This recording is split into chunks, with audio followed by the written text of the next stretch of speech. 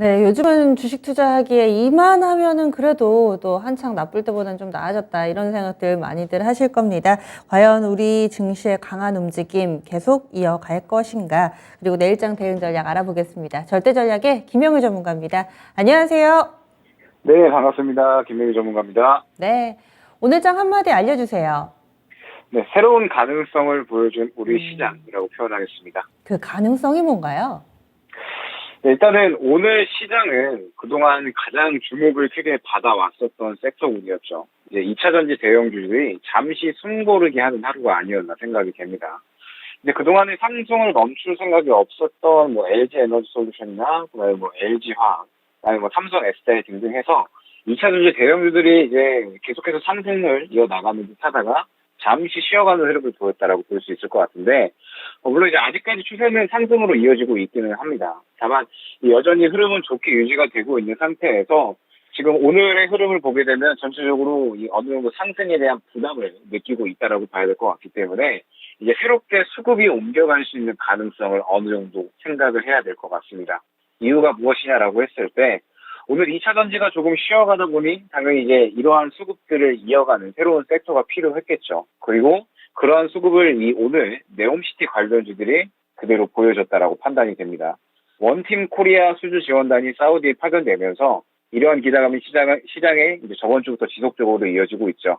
뭐 기존의 대장주였던 유신이나 한미글로벌은 쉬어가는 흐름이 나왔다라고 한다면 새롭게 연관돼서 대장으로 떠오른 코오롱 글로벌을 필두로 해서 여태까지와는 다른 네옴시티 관련주들이 상승이 잘 나왔다라고 볼 수가 있습니다.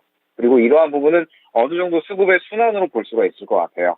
그동안은 이제 외국인이나 기관들의 매매 동향을 살펴보게 되면 상당 부분 전기전자 업종에 좀 많이 쏠려 있었거든요.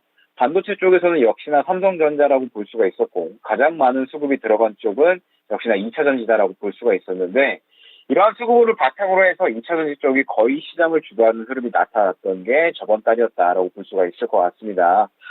그러면서 이제 2차전지 쪽이 거의 주도주 흉내를 내지 않았나라고 이제 생각이 되는데 다만 이제 지금 현재 시장은 저점 대비 상당히 상승이 많이 나온 상태입니다. 그러면서 12월에 슬슬 이 중간 선거가 지나가긴 했지만 연속적으로 또 CPI 발표도 있고요. 그 다음에 뭐 우리나라 금통위도 예정이 되어 있고 상당히 이제 아직까지 많은 이슈가 남아있는 상태라서 그동안의 상승을 견인해왔던 섹터는 잠시 쉬어가고 수급이 다른 중소주 쪽으로 풀릴 수 있는 가능성이 생겼다라고 볼 수가 있을 것 같아요. 그러면서 2차전지 쪽이 또 이 그동안의 상승을 계속적으로 좀 주도를 해왔기 때문에 전체적으로 이 상승이 많이 나왔었던 2차전지 종목들은 살짝 쉬어가는 흐름이 나온다라고 하면 이런 이제 수급들이 다른 중소형주 쪽으로 풀릴 수 있는 그런 가능성이 어느 정도 나타났다라고 보여주고 있고 그런 양상을 오늘 시장이 또 잘 보여줬다라고 판단을 하고 있습니다. 때문에 오늘은 새로운 가능성을 보여준 하루였다라고 생각이 됩니다. 네. 그러면은 이제 시장의 중심이 되는 종목군들이 바뀌는 것인가, 포트 교체가 좀 필요한 것인가, 이런 고민이 좀 드는데, 이번 한 주 동안의 체크 포인트는 어떻게 좀 잡고 계세요, 그럼? 네, 역시나 뭐 중간 선거를 빼놓고는 이야기할 수가 없을 것 같습니다. 현지 시간 8일이죠. 미국의 중간 선거가 실시가 되면서 중간 선거 결과를 시장 투자자들이 상당히 주목을 하고 있는 상태입니다. 역시나 이제 이유가 무엇이냐라고 했을 때 중간 선거는 여태까지 시장에 상당히 민감한 영향을 끼쳐왔기 때문에 그렇다라고 볼 수가 있겠죠. 일반적으로 중간 선거가 실시가 된 달에는 보통 증시가 80% 이상의 확률로 긍정적인 모습을 보여줬었습니다. 그러면서 집권 여당의 의석수는 보통 줄어들고요. 그러면서 야당의 의석수가 늘어나는 그런 상태가 이제 나타나기 때문에 이번 중간 선거는 하원 쪽에서 공화당이 다수당을 탈환할 것이다.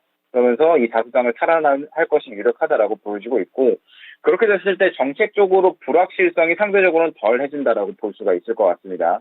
예를 들어서 일반적으로는 주식시장에서 예견되지 않은 정책이 나왔을 때 환호받는 업종과 그다음에 그렇지 않은 업종이 확연하게 나뉘죠. 그러면서 이번 IRA만 봐도 상대적으로 전기차 쪽이나 혹은 이제 친환경 쪽은 상당히 좀 큰 수혜를 받는 반면에 그 외 업종은 이렇다 할 수혜 없이 법인세만 좀 늘어나게 되는 상대적으로 이 IRA 법안에 대해서 수혜를 받지 못하는 그런 상황이 연출이 되게 됩니다.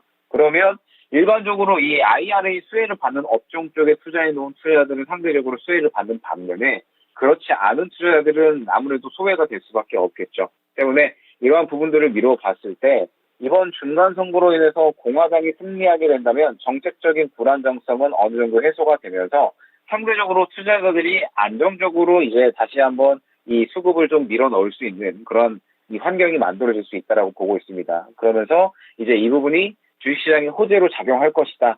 기대감이 있는 상태인데 또 이와는 반면해서 아직까지 시장의 주요한 골자가 무엇이냐라고 했을 때 역시나 인플레이션이다라고 볼 수가 있겠죠. 항상 이제 시장에 긍정적인 영향을 끼쳐왔었던 중간 선거라도 이번은 다를 것이다라는 의견 또한 분명히 존재하는 상태입니다.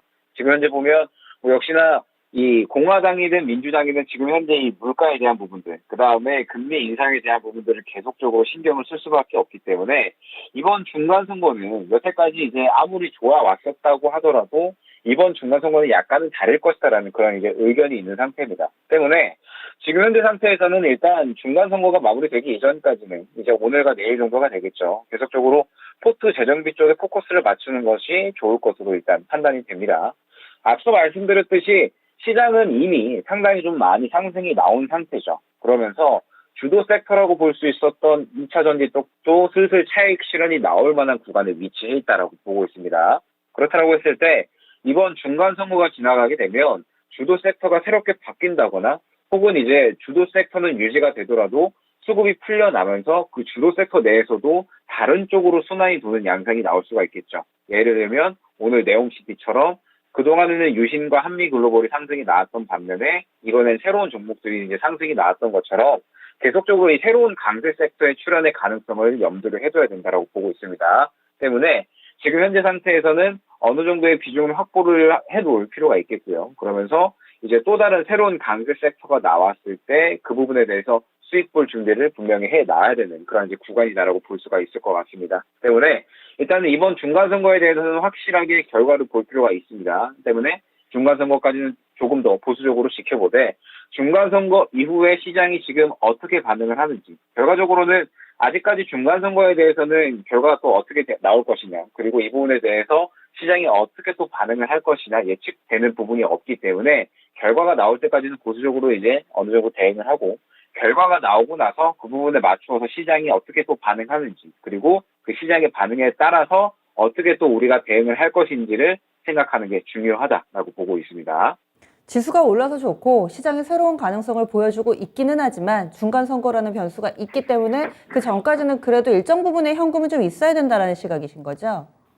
어느 정도 이제 현금을 좀 확보를 해놔야지 중간 선거 이후에 새롭게 또 수급이 풀려 나가는 구간이 나올 때 그 구간에 맞추어서 뭐 새로운 종목들을 투자를 하고 그 다음에 어느 정도 또 이 개선이 되거나 혹은 이제 이 턴어라운드가 가능한 종목들은 또 추가적으로 매수를 할 수가 있겠죠. 때문에 지금 현재 상태에서는 어느 정도 현금 확보는 해놓을 필요가 있다라고 보여집니다.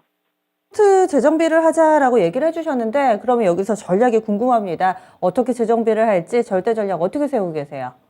네, 그렇다고 했을 때 이번 주 초반에는 아무래도 보수적으로 좀 진행을 할 필요가 있지만 이 후반으로 넘어가면서 중간 선거가 지나가게 되면 역시나 이제 CPI 지수를 보면서 그래도 이 시장의 분위기를 봤을 때 적극적으로 진행해도 무방하다라고 좀 말씀을 드리고 싶어요. 사실 이제 저도 중간 선거가 지나가게 되면 지금 현재 이 시장의 양상을 봤을 때 나쁠 것은 없다라고는 저는 보고 있거든요.